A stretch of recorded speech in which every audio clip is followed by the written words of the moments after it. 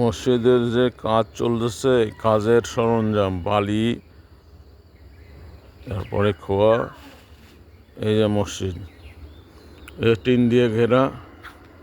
যে ছাদের অভাবে রডগুলো খাড়া হয়ে আছে। তারপরে এই যে আপনার সিঁড়ি,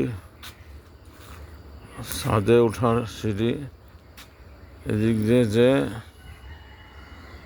ছাদে উঠতে হবে, ছাদ এর অভাবে এই যে রডগুলো খাড়া হয়ে আছে।